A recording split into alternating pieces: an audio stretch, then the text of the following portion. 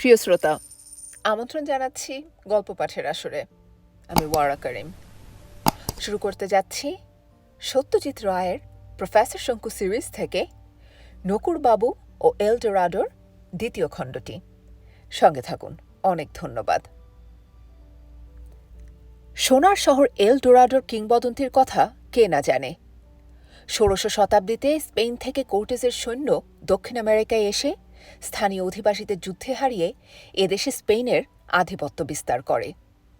তখন এখানকার উপজাতিদের মুখে এল ডোরাডোর কথা শুনে স্প্যানীয়রা, আর তখন থেকেই এ নাম চুম্বকের মতো আকর্ষণ করে ধনলিপ্সু পর্যটকদের।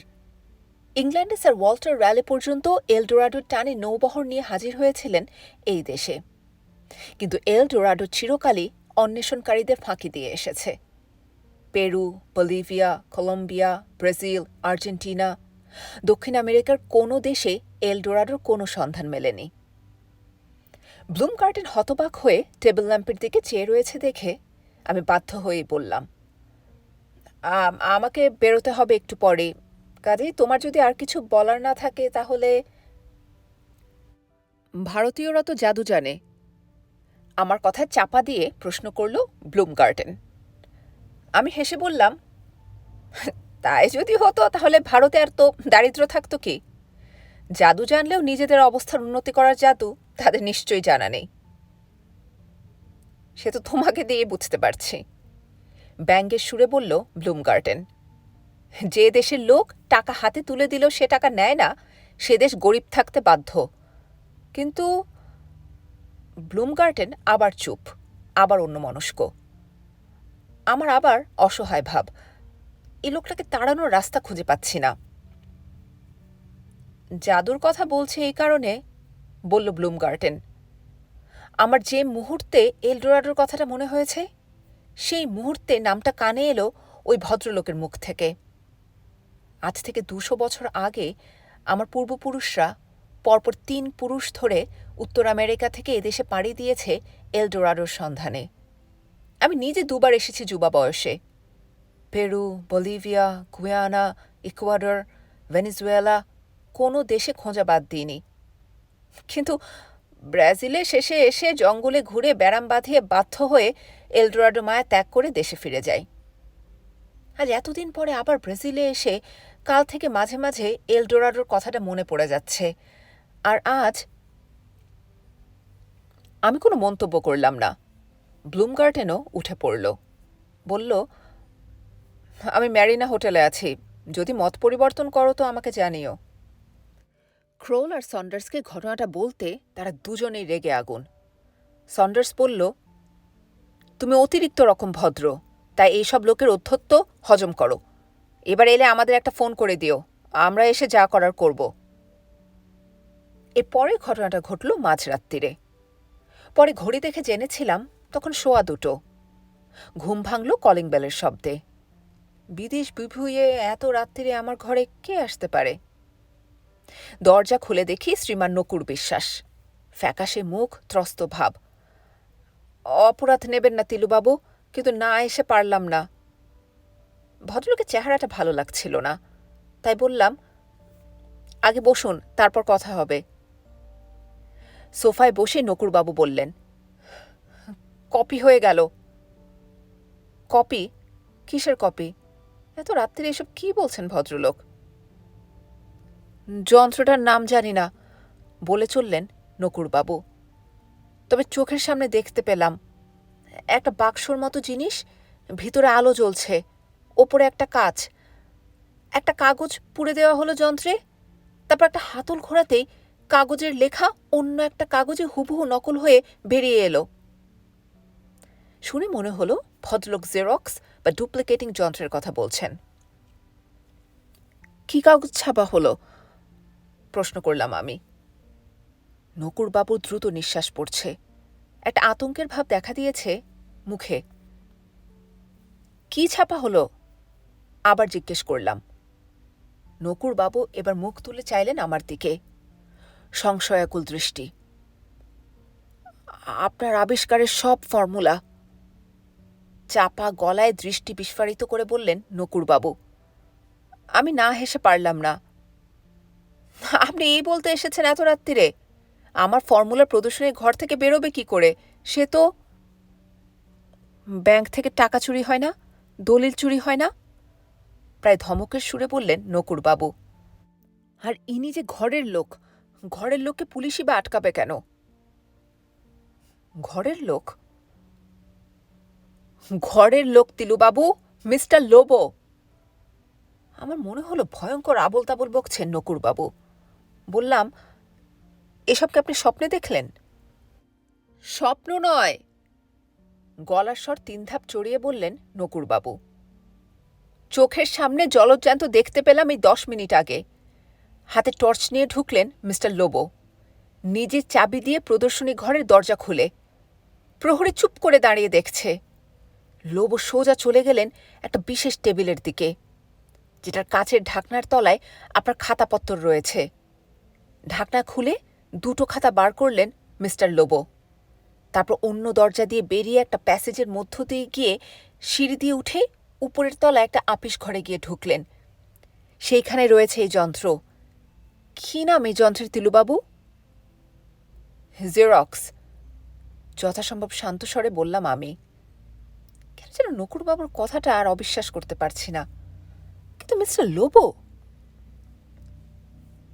আপনার ঘুমের ব্যাঘাত করার জন্য আমি অত্যন্ত লজ্জিত তিলুবাবু। আবার সেই খুব চেনা কুণ্ঠার ভাব করে বললেন নকুর বিশ্বাস।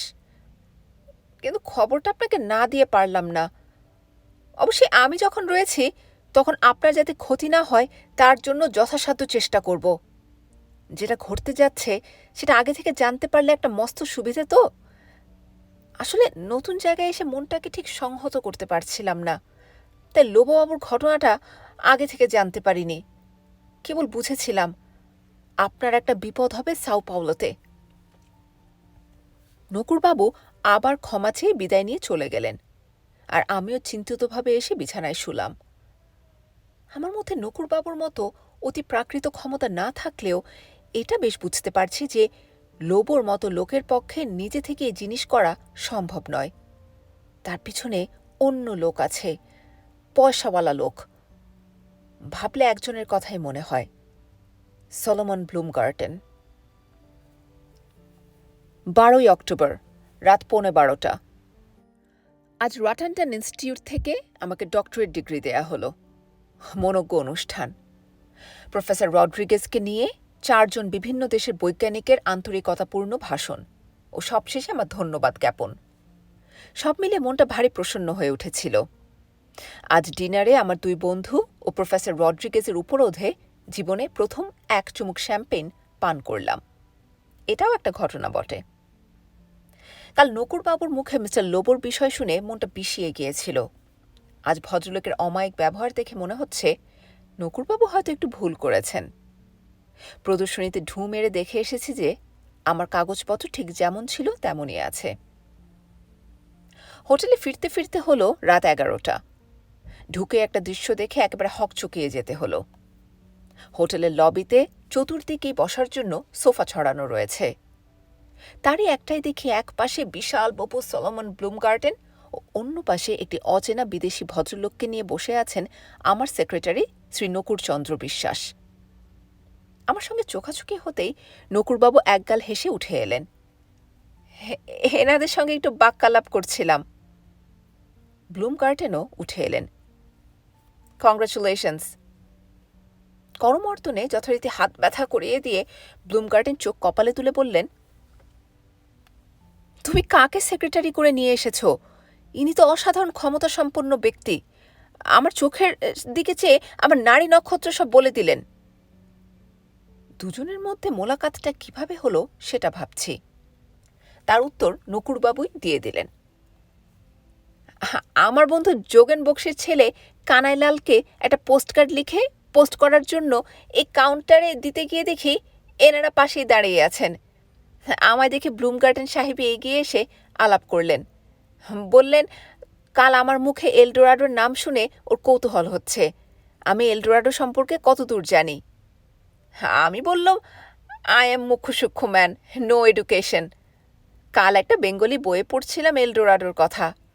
তা পড়তে পড়তে যেন সোনার শহরটাকে চোখের সামনে দেখতে পেলাম। তাই ইনি। নকুরবাবুর বাক্যস্রোত বন্ধ করতে হলো। ক্রোল ও সন্ডার্সের মুখের ভাব দেখে বুঝছিলাম তাতে প্রচণ্ড কৌতূহল হচ্ছে ব্যাপারটা জানার জন্য।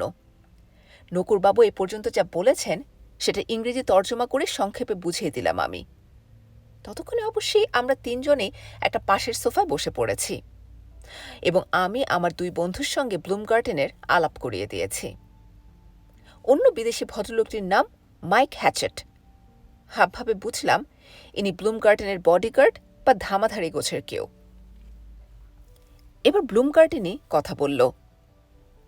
Your man Biswas is a real wizard. Okay মাইরনের হাতে তুলে দিলে সে রাতারাতি সোনা ফুলিয়ে দিবে। And your man will be owning a Cadillac in 3 months' time. মাইরন লোকটিকে জিজ্ঞেস করাতে ব্লুম গার্ডেন চোখ কপালে তুলে বলল, হোলি স্মোক, মাইরনের নাম শুনুনি? মাইরন এন্টারপ্রাইজেস। অত বড় ইমপ্রেসারিও আর নেই। কত গাইয়ে বাজিয়ে নাচিয়ে জাদুকর মাইরনের ম্যানেজমেন্টের জোরে দাঁড়িয়ে গেল, আর ইনি তো প্রতিভাধর ব্যক্তি। আমার মাথা ভোমো করছে। নকুরবাবু শেষটা রঙ্গমঞ্চে তার অলৌকিক ক্ষমতা দেখে নাম কিনবেন? কই, এমন তো কথা ছিল না। And he knows where El Dorado is. আমি নকুরবাবুর দিকে দৃষ্টি দিলাম। ব্যাপারটা একটু তলিয়ে দেখা দরকার। বললাম, কি মশাই, আপনি কি বলেছেন সাহেবকে? এল ডোরাডো কোথায় তা আপনি জানেন? যেটুকু আমি জানি সেটুকুই বলেছি, কাঠগড়ার আসামির মতো হাত জোড় করে বললেন নকুর বিশ্বাস। বলেছি এই ব্রাজিলেই আছে এলডোরাডো। আমরা যেখানে আছি তার উত্তর পশ্চিমে একটা পাহাড়ে ঘেরা উপত্যকার ঠিক মধ্যিখানে একটা গভীর জঙ্গল।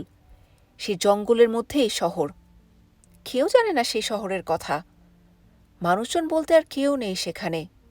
পুরো শহর, তবে রোদ পড়লে এখনও সোনা ঝলমল করে।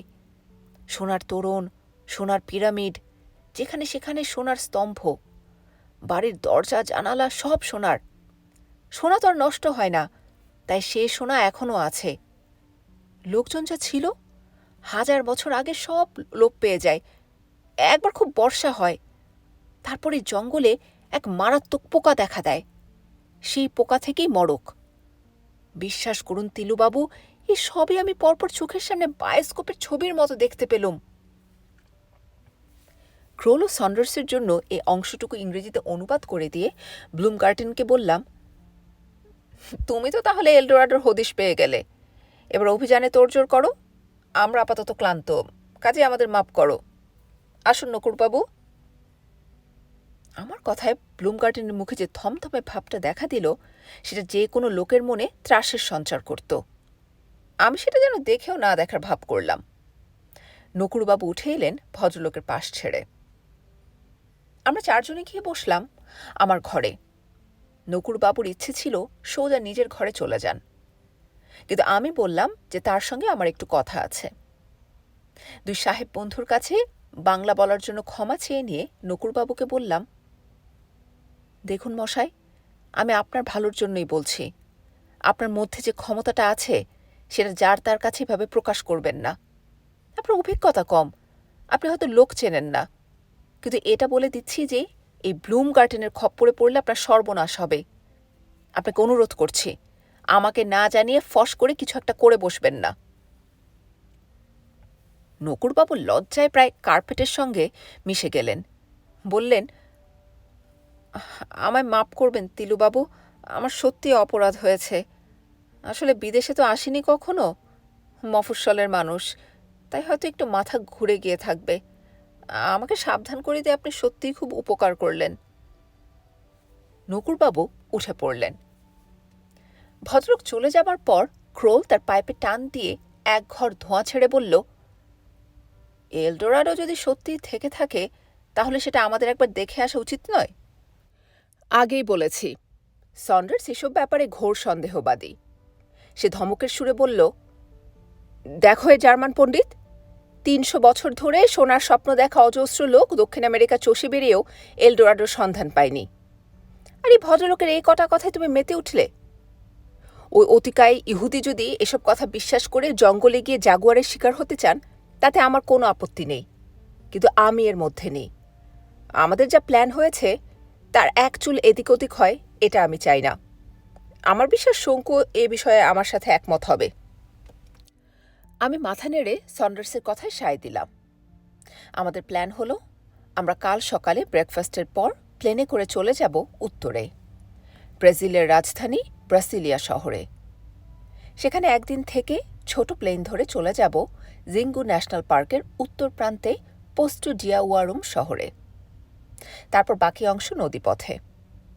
জিঙ্গু নদী ধরে নৌকা করে আমরা যাব পোরোরি গ্রামে।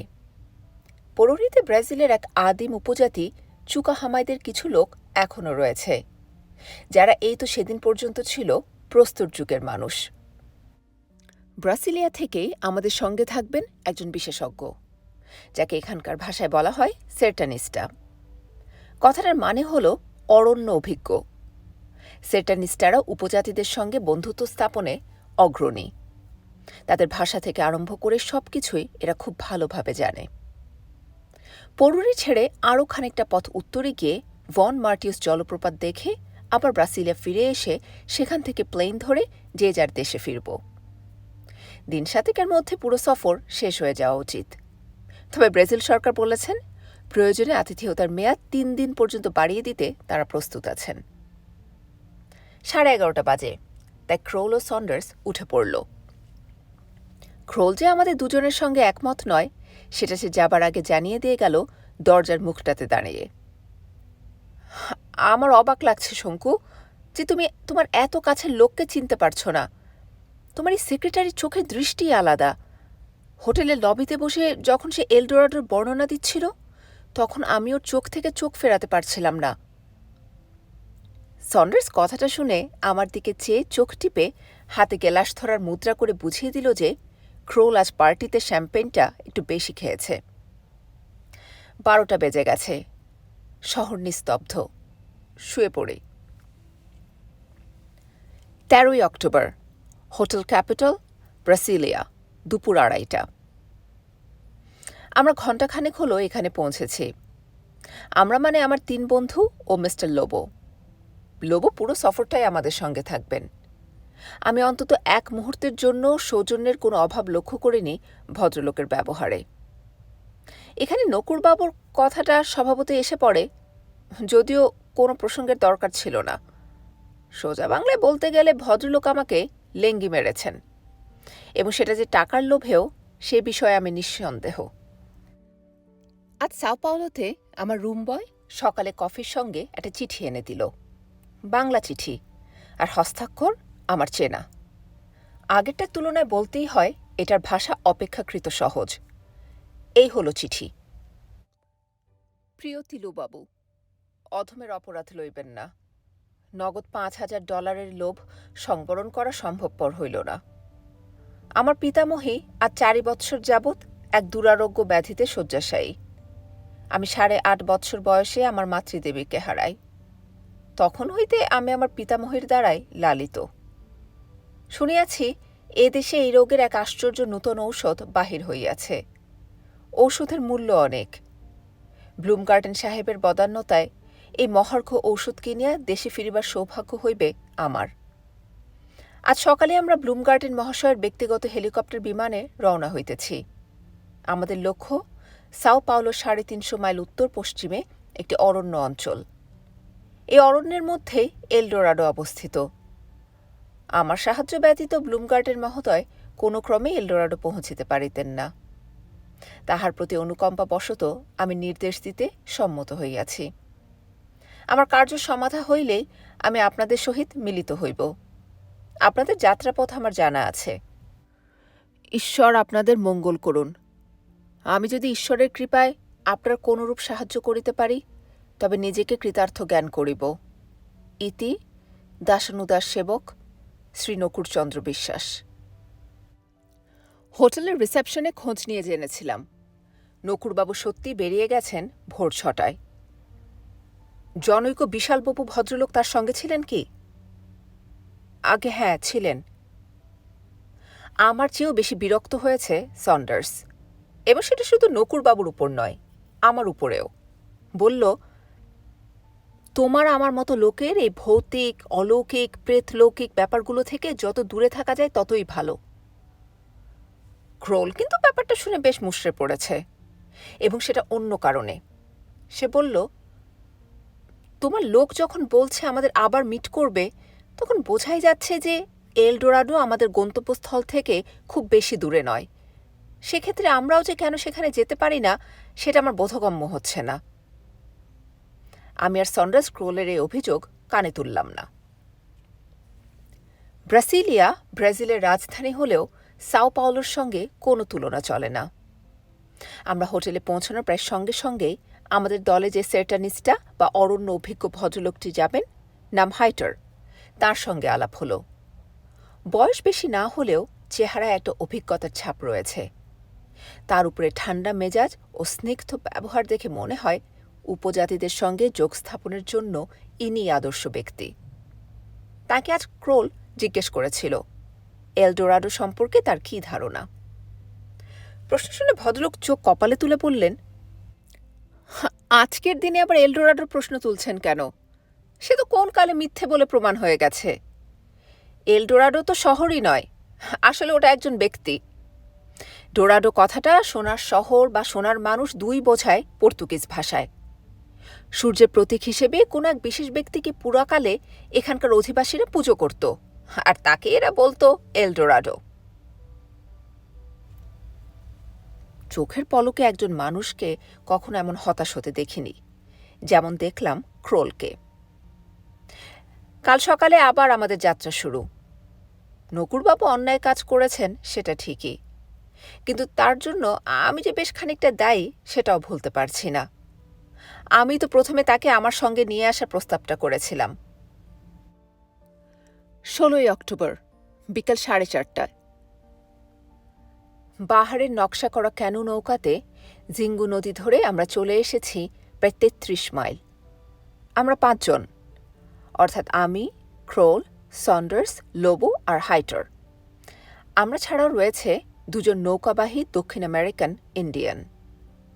আরও 2 জন নৌকাবাহী সহ আরেকটা ক্যানুতে রয়েছে আমাদের মালপত্র, রসদ ইত্যাদি। এখন আমরা নদীর ধারে একটা অপেক্ষাকৃত পরিষ্কার জায়গা বেছে সেখানে তাঁবু ফেলেছি। তাঁবুর কাছেই 3টি গাছে হ্যামক বাঁধা রয়েছে। সন্ডার্স ও ক্রোল তার এক একটি দখল করে তাতে শুয়ে তর্ক জুড়ে দিয়েছে ব্রাজিলের বিখ্যাত অ্যানাকোন্ডা সাপ নিয়ে। এই অ্যানাকোন্ডা যে সময় সময় বিশাল আকার ধারণ করে সেটা অনেক পর্যটকের বিবরণ থেকেই জানা যায়। ক্রোলের মতে 30 হাত পর্যন্ত লম্বা হওয়া কিছুই আশ্চর্য নয়। সন্ডার্স সেটা বিশ্বাস করতে রাজি নয়। এখানে বলে রাখে যে আমাদের 3 জনের কেউই চিড়িয়াখানার বাইরে অ্যানাকোন্ডা দেখেনি। এ যাত্রায় আমাদের ভাগ্যে অ্যানাকোন্ডার সাক্ষাৎ পাওয়া আছে কিনা জানি না। না থাকলে আমার অন্তত তাতে আফসোস নেই। লতা গুল্ম, ফলমূল, কীট পতঙ্গ, পশু পাখিতে ভরা ব্রাজিলের জঙ্গলের যে রূপ আমরা এখন পর্যন্ত দেখেছি তার কোনো তুলনা নেই। বন গভীর ও অন্ধকার হলেও তাতে রঙের অভাব নেই। প্রায় চোখে পড়ে লান্টানা ফুলের ছোপ, হরেক রঙের প্রজাপতি আর চোখ ঝলসানো সব কাকাতুয়া শ্রেণীর পাখি। নৌকা চলার সময় জলে হাত দেওয়া বারণ, কারণ নদীতে রাক্ষসী পিরানহা মাছের ছড়াছড়ি। কালে নদীর ধারে একটা কেইমেন কুমিরের মৃতদেহ পড়ে থাকতে দেখলাম। তার মাথার দিকের খানিকটা অংশ ছাড়া আর কোথাও মাংস নেই, শুধু হাড়। মাংস গেছে পিরানহার পেটে। ব্রাজিলের অনেক অংশে বহুদিন পর্যন্ত বাইরের মানুষের পা পড়েনি। গত বছর দশকের মধ্যে বেশ কিছু জঙ্গল কেটে চাষের জমি বাড়ানো হয়েছে। সেই সঙ্গে ব্রাজিল সরকারের হাইওয়ে বাড়ানোর কাজও চলেছে জঙ্গল কেটে, আর ডিনামাইটের সাহায্যে পাহাড় উড়িয়ে। আমরা আসার পথেও বেশ কয়েকবার ডিনামাইট বিস্ফোরণ বা ব্লাস্টিংয়ের শব্দ পেয়েছি। কাল মাঝরাত্রে একটা গুরু গম্ভীর বিস্ফোরণের শব্দে আমাদের ক্যাম্পের সকলেরই ঘুম ভেঙে যায়। শব্দ তরঙ্গের চাপ এত প্রবল ছিল যে ক্রোলের বিয়ার গ্লাসটা তার ফলে ফেটে চৌচির হয়ে গেল। আমার কেমন যেন সন্দেহ হচ্ছিল, তাই আজকে সকালে হাইটারকে জিজ্ঞেস করলাম কাছাকাছি কোন আগ্নেয়গিরি আছে কিনা। হাইটার মুখে কিছু না বলে কেবল গম্ভীর মুখে মাথা নাড়ল। 17 অক্টোবর ভোর 6টা। কাল রাত্রে এক বিচিত্র ঘটনা। রাত্রে মশা আর দিনে জ্বালাতুনে বেড়াকুড়া মাছির উপদ্রব থেকে রক্ষা পাবার জন্য আমি গিরিডি থেকে একরকম মলম তৈরি করে এনেছিলাম। 3 বন্ধুদের সেই মলম মেখে 9:30টার মধ্যেই যে যার ক্যাম্পে শুয়ে পড়েছিলাম। যদিও এখানে রাত্রে নিস্তব্ধতা বলে কিছু নেই, ঝিঁঝি থেকে শুরু করে জাগুয়ার পর্যন্ত সব কিছুরই ডাক শোনা যায়। তবু দিনের ক্লান্তির জন্য ঘুমটা এসে যায় বেশ তাড়াতাড়ি। সেই ঘুম হঠাৎ ভেঙে গেল এক বিকট চিৎকারে। আমিও সন্ডার্স হন্তদন্ত হয়ে আমাদের তাঁবু থেকে বেরিয়ে এসে দেখি ক্রোলও তার তাঁবু থেকে বেরিয়ে এসেছে, এবং তৃতীয় তাঁবু থেকে হাইটার। কিন্তু মিস্টার লোবো কোথায়? ক্রোল টর্চটা জ্বালিয়ে এদিক ওদিক ফেলতেই দেখা গেল ভদ্রলোককে। মুখ বিকৃত করে 20 হাত দূরে একটা ঝোপের পাশ থেকে খোঁড়াতে খোঁড়াতে এগিয়ে এসেছেন আমাদের দিকে, আর সেই সঙ্গে পর্তুগিজ ভাষায় পরিত্রাহী ডেকে চলেছেন ভগবান যিশুকে। আমার পায়ে দিয়েছে কামড়, আমি আর নেই, সন্ডার্সের বুকের উপর ঝাঁপিয়ে পড়ে বললেন মিস্টার লোবো। কামড়টা মাকড়সার, এবং সেটা ডান পায়ের পাতার ঠিক উপরে। লোবো গিয়েছিলেন একটি ঝোপের ধারে ছোট কাজ সারতে। হাতের সোনার ঘড়ির ব্যান্ডটা নাকি এমনিতে একটু আলগা ছিল, সেটা খুলে পড়ে যায় মাটিতে। টর্চ জ্বালিয়ে এদিক ওদিক খুঁজতে গিয়ে মাকড়সার গর্তে পা পড়ে। কামড়ে বিষ আছে ঠিকই, তবে মারাত্মক নয়, কিন্তু লোবোর ভাব দেখে সেটা বোঝা কার সাধ্যি। ওষুধ ছিল আমার সঙ্গে, সেটা সন্ডার্সের টর্চের আলোতে লাগিয়ে দিচ্ছি ক্ষতের জায়গায়। এমন সময় লোবোর মুখের দিকে চোখ পড়তে একটা অদ্ভুত ভাব লক্ষ্য করলাম। তাতে আতঙ্ক ও অনুশোচনার এক বিচিত্র সংমিশ্রণ। তার দৃষ্টি আমারই দিকে। কি হয়েছে তোমার? আমি জিজ্ঞেস করলাম। আমি পাপ করেছি, আমায় ক্ষমা করো, কাতর কণ্ঠে প্রায় কান্নার সুরে বলে উঠলেন মিস্টার লোবো। কি পাপের কথা বলছো তুমি? মিস্টার লোবো 2 হাত দিয়ে আমার পা জড়িয়ে ধরলেন। তার ঠোঁট কাঁপছে, চোখে জল। সন্ডার্স ও ক্রোল বিস্ফারিত চোখে চেয়ে রয়েছে তাঁর দিকে। সেদিন রাত্রে, বললেন মিস্টার লোবো, সেদিন রাত্রে প্রহরীকে ঘুষ দিয়ে প্রদর্শনীতে ঢুকে আমি তোমার গবেষণার নোটসের খাতা বার করে নিয়েছিলাম। তারপর রীতিমতো কষ্ট হচ্ছে কথা বলতে, কিন্তু তাও বলার জন্য মরিয়া হয়ে উঠেছে লোকটা। তারপর সেগুলোকে জেরক্স করে আবার যথাস্থানে রেখে দিই। এবার আমি প্রশ্ন করলাম, তারপর? তারপর কপিগুলো দিয়ে দেই মিস্টার ব্লুমগার্টেনকে। তিনি আমায় টাকা, অনেক টাকা। ঠিক আছে, আর বলতে হবে না। মিস্টার লোবো একটা দীর্ঘশ্বাস ত্যাগ করলেন। কথাটা বলে হালকা লাগছে অনেকটা, এবার নিশ্চিন্তে মরতে পারবো। আপনি মরবেন না মিস্টার লোবো, শুকনো গলায় বলল সন্ডার্স। এই মাকড়সার কামড়ে ঘা হয়, মৃত্যু হয় না। মিস্টার লোবোর ঘা আমার ওষুধে শুকোবে ঠিকই, কিন্তু তিনি আমার যে ক্ষতিটা করলেন সেটা অপূরণীয়। শ্রীমান নকুরচন্দ্র বিশ্বাস এক বর্ণ ভুল বলেননি। তার মানে কি এলডোরাডো সত্যিই আছে? 18 অক্টোবর রাত 10টা, হোটেল ক্যাপিটাল, ব্রাসিলিয়া। আমাদের ব্রাজিল সফরের অপ্রত্যাশিত অবিস্মরণীয় পরিসমাপ্তির কথাটা এই বেলা লিখে ফেলি, কারণ কাল সকালে আমরা যে যার দেশে ফিরছি। এটুকু বলতে পারি যে সন্ডার্সের যুক্তিবাদী বৈজ্ঞানিক মনের ভিত এই প্রথম দেখলাম একটা বড় রকম ধাক্কা খেল। সে মানতে বাধ্য হয়েছে যে সব ঘটনার বৈজ্ঞানিক ব্যাখ্যা সম্ভব নয়। আমার বিশ্বাস আখেরে এর ফল ভালোই হবে। এবার ঘটনায় আসি।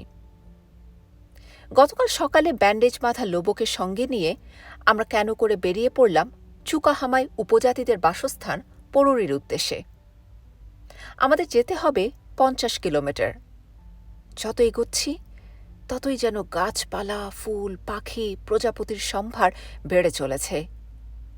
এই স্বপ্নরাজ্যের মনোমুগ্ধকারিতার মধ্যে আতঙ্কের খাদ মেশানো আছে বলে এটা যেন আমার কাছে আরও আকর্ষণীয় হয়ে উঠেছে। আমি জানি এ ব্যাপারে সন্ডার্স ও ক্রোল আমার সঙ্গে একমত। তারা যে খরস্রোতা নদীর উপকূলের দিকে সজাগ দৃষ্টি রেখেছে তার একটা কারণ বোধহয় অ্যানাকোন্ডা দর্শনের প্রত্যাশা। এখনো পর্যন্ত সে আশা পূরণ হবার কোনো লক্ষণ দেখছি না। মাইলখানেক যাবার পর আমাদের নৌকা থামাতে হলো। নদীর ধারে ৩ জন লোক এসে দাঁড়িয়েছে। তারা হাইটরের দিকে হাত তুলে তার দৃষ্টি আকর্ষণ করে অচেনা ভাষায় কি যেন বলছে। আমি জানি এখানকার উপজাতিদের মধ্যে গে নামে একটা ভাষা প্রচলিত আছে, যেটা হাইটর খুব ভালোভাবেই জানে। হাইটর লোকগুলোর সঙ্গে কথা বলে আমাদের ৩ জনকে উদ্দেশ্য করে বলল, এরা স্থানীয় ইন্ডিয়ান, এরা আমাদের পরোরি যেতে বারণ করছে। কেন? আমরা ৩ জনেই একসঙ্গে প্রশ্ন করলাম। এরা বলছে চুকাহামাইরা কি কারণে নাকি ভয়ানক উত্তেজিত হয়ে রয়েছে। কালই নাকি একটা জাপানি দল পরোরে গিয়েছিল, তাদের 2 জনকে এরা বিষাক্ত তীর দিয়ে মেরে ফেলেছে। আমি জানি কুরারি নামে এক সাংঘাতিক বিষ ব্রাজিলের আদিম জাতিরা তাদের তীরের ফলায় মাখিয়ে শিকার করে। তাহলে এখন কি করা যায়? আমি প্রশ্ন করলাম। হাইটর বলল, আপাতত এখানেই ক্যাম্প ফেলা যাক, আপনারা অপেক্ষা করুন, আমি বরং একটা ক্যানো নিয়ে একটু এগিয়ে গিয়ে ব্যাপারটা আঁচ করে আসি। কিন্তু এই হঠাৎ উত্তেজনার কারণটা কিছু আন্দাজ করতে পারছেন? সন্ডার্স প্রশ্ন করল। হাইটর বলল, আমার একটা ধারণা হচ্ছে পরশু রাত্রের বিস্ফোরণের সঙ্গে এটা যুক্ত। বড় রকম একটা প্রাকৃতিক দুর্যোগ হলে এরা এখনও সেটাকে দেবতার অভিশাপ মনে করে বিচলিত হয়ে পড়ে। অগত্যা নামলাম আমরা ক্যানো থেকে। জায়গাটা যে ক্যাম্প ফেলার পক্ষে আদর্শ নয় সেটা বেশ বুঝতে পেরেছি। এখানে সাধারণত নদীর পাশে খানিকটা দূর অবধি জঙ্গল গভীর থাকে। ভিতরে কিছুটা অগ্রসর হলে দেখা যায় বন পাতলা হয়ে এসেছে। এই জায়গাটা কিন্তু যত দূর অবধি দৃষ্টি যায় তাতে অরণ্যের ঘনত্ব হ্রাস পাবার কোনো লক্ষণ দেখা যায় না। নদীর 10-15 গজের মধ্যে একটা অপেক্ষাকৃত খোলা জায়গা পেয়ে আমরা সেখানেই বিশ্রামের আয়োজন করলাম। কতক্ষণের অপেক্ষা জানা নেই, তাই তাঁবুও খাটিয়ে ফেলা হলো, বিশেষ করে লোবোর জন্য। সে ভালোর দিকে যাচ্ছে জেনেও মিনিটে মিনিটে যিশু ও মেরি মাতাকে স্মরণ করছে। হয়তো সেটা এই কারণেই যে সে অনুমান করছে আমরা শহরে ফিরে গিয়েই তার বিরুদ্ধে অভিযোগ পেশ করব। এই আশঙ্কা যদি সে সত্যিই করে থাকে তবে সেটা ভুল নয়, কারণ আমি তাকে ক্ষমা করতে প্রস্তুত থাকলেও ক্রোল ও সন্ডার্স দুজনেই লোবোর গর্দান নিতে বদ্ধপরিকর। আর ব্লুমগার্টেনকে পেলে নাকি তারা তার মাংস সিদ্ধ করে ব্রাজিলের নরমাংসভোগ উপজাতির সন্ধান করে তাদের নেমন্তন্ন করে খাওয়াবে। তাদের বিশ্বাস ব্লুমগার্টেনের মাংসে অন্তত 12 জনের ভুরি ভোজ হবে। আমরা 3 জনেই বেশ ক্লান্ত। পরপর 4টি বড় গাছের গুঁড়িতে 3টি হ্যামক টাঙিয়ে 3 জনে শুয়ে মৃদু দোল খাচ্ছি। কাছেই বনের ভিতর থেকে মাঝে মাঝে শুনতে পাচ্ছি চুড়িয়াঙ্গি পাখির কর্কশ ডাক। এমন সময় সন্ডার্স হঠাৎ একটা গোঙানির মতো শব্দ করে বসে পড়ল, আর সেই সঙ্গে আমাদের নৌকার 2 জন মাঝি একসঙ্গে তার স্বরে চিৎকার করে উঠল।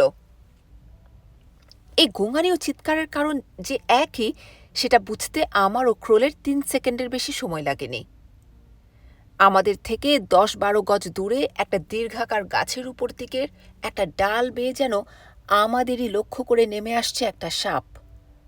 যেমন সাপের বর্ণনা পুরাণ বা রূপকথার বাইরে কোথাও পড়েছে বলে মনে পড়ে না। এ সাপের নাম জানি, হয়তো স্বাভাবিক অবস্থায় থাকলে বিস্ময়ের তাড়নায় নামটা আপনা থেকে মুখ থেকে দিয়ে বেরিয়ে আসত, কিন্তু এখন দেখলাম গলা দিয়ে আওয়াজ বেরোনোর কোনো প্রশ্নই ওঠে না। আতঙ্কের সঙ্গে একটা ঝিম ধরা ভাব, যেটা পরে ক্রোল ও সন্ডার্সকে জিজ্ঞেস করে জেনেছিলাম তাদেরও হয়েছিল। ব্রাজিলের এই অতিকায় ময়াল মাটি থেকে প্রায় 20 হাত উঁচু ডাল থেকে যখন মাটি ছুঁই ছুঁই অবস্থায় পৌঁছেছে তখনও তার আরও অর্ধেক নামতে বাকি। তার মানে এর দৈর্ঘ্য 60 ফুটের কম নয়, আর প্রস্থ এমনই যে মানুষ 2 হাতে বের পাবে না। আমি এই অবস্থাতে বুঝতে চেষ্টা করছি আমার মনের ভাবের মধ্যে কতটা বিস্ময় আর কতটা আতঙ্ক। এমন সময় পিছন দিক থেকে একটা পরিচিত কণ্ঠস্বর পাবার সঙ্গে সঙ্গে আমাদের তিনজনকে বেকুব বানিয়ে দিয়ে চোখের সামনে থেকে অ্যানাকোন্ডা প্রবর বেমালুম উধাও। আপনাদের আশ মিটেছে তো? আমাদের পিছনে কখন যে একটা ক্যানু এসে দাঁড়িয়েছে আর কখন যে তার থেকে শ্রীমান নকুড়চন্দ্র অবতীর্ণ হয়েছেন তা জানি না। আপনার সঙ্গে পরিচয় করিয়ে দিই। এগিয়ে এসে পাশে দাঁড়ানো একটি সাহেবের দিকে নির্দেশ করে বললেন নকুড়বাবু। ইনি হলেন ব্লুমগার্টেন সাহেবের বিমান চালক মিস্টার জো হপগুড। ইনি সাহেবের হেলিকপ্টারে করে আমাকে নিয়ে এলেন। শুধু শেষের 1.5 মাইল পথ আমাদের ডিঙিতে আসতে হয়েছে। ক্রোলার থাকতে না পেরে বলে উঠল, he made us see that snake. আমি বললাম, তোমাকে তো বলেইছিলাম, ওর মধ্যে এই ক্ষমতারও একটা আভাস পেয়েছিলাম দেশে থাকতেই। But this is incredible. নকুড়বাবু লজ্জায় লাল।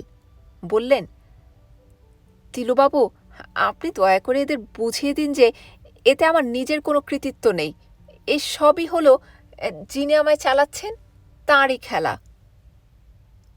কিন্তু এলডোরাডো? সে তো দেখিয়ে দিয়েছি সাহেবকে হেলিকপ্টার থেকেই। যেমন সাপ দেখালুম সেইভাবেই দেখিয়েছি। বরদা বারুচ্চের বইতে কিছু ছবি ছিল, মদন পালের আঁকা। সাপের ছবি, এলডোরাডোর ছবি সবই ছিল। বাজে ছবি মশাই।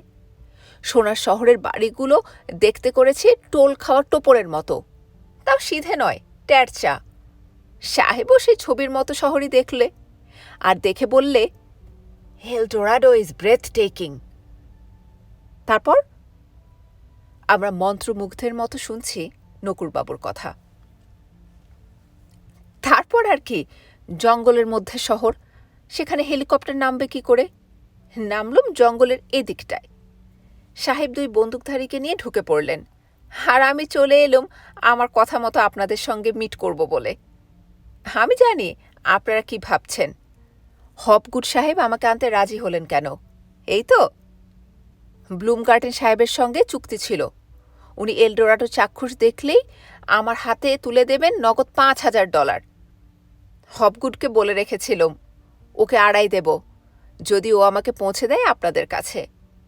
দেখুন কিরকম কথা রেখেছেন সাহেব, মনটা কিরকম দরাজ ভেবে দেখুন। আর ও হ্যাঁ, এলডোরাডো দেখা গেলে ব্লুমগার্টেন সাহেব এটাও কথা দিয়েছিলেন যে তিনি আপনার গবেষণার কাগজপত্রের কপি ফেরত দেবেন। এই নিন সেই কাগজ। নকুড়বাবু তার কোটের পকেট থেকে রাবার ব্যান্ডে বাঁধা 1 তাড়া কাগজ বের করে আমার হাতে দিলেন। আমি এত মুহ্যমান যে মুখ দিয়ে কোনো কথাই বেরোল না। এর পরের প্রশ্নটা ক্রোলি করল, কিন্তু ব্লুমগার্টেন যখন দেখবে এলডোরাডো নেই তখন কি হবে? প্রশ্নটা শুনে নকুড়বাবুর অট্টহাসিতে আশেপাশের গাছ থেকে খানতিনেক ম্যাকাও উড়ে পালিয়ে গেল। ব্লুমগার্টেন কোথায়? কোনো মতে হাসি থামিয়ে বললেন নকুড় বিশ্বাস। তিনি কি আর ইহজগতে আছেন? তিনি জঙ্গলে ঢোকেন বিকেল 5:30টায়। তার 6 ঘন্টা পরে রাত 11:33 এলডোরাডোয় উল্কাপাতের ফলে 3.5 মাইল জুড়ে একটি গোটা জঙ্গল একেবারে নিশ্চিহ্ন হয়ে গেছে। এ ঘটনাও যে আপনাদের আশীর্বাদে আগে থেকেই জানা ছিল তিলুবাবু। আপনার মতো এমন একজন লোক যার সঙ্গ পেয়ে আজ আমি 300 টাকা দামের একটি বিলিতি ওষুধ কিনে নিয়ে যেতে পারছি আমার ঠাকুমার জন্যে, তার শত্রুর কি আর শেষ রাখতে পারি আমি? ব্রাসিলিয়া এসে দেখেছি খবরের কাগজের প্রথম পৃষ্ঠার অর্ধেকটা জুড়ে রয়েছে কুইয়াবা সান্তারাম হাইওয়ের 30 কিলোমিটার পশ্চিমে একটি গভীর অরণ্যে আনুমানিক 20 লক্ষ টন ওজনের একটি উল্কাপাতের খবর। সৌভাগ্যক্রমে এই অঞ্চলে কোনো মানুষের বাস ছিল না। জীবজন্তু, গাছপালা ইত্যাদি যা ছিল তা সবই নিশ্চিহ্ন হয়ে গেছে।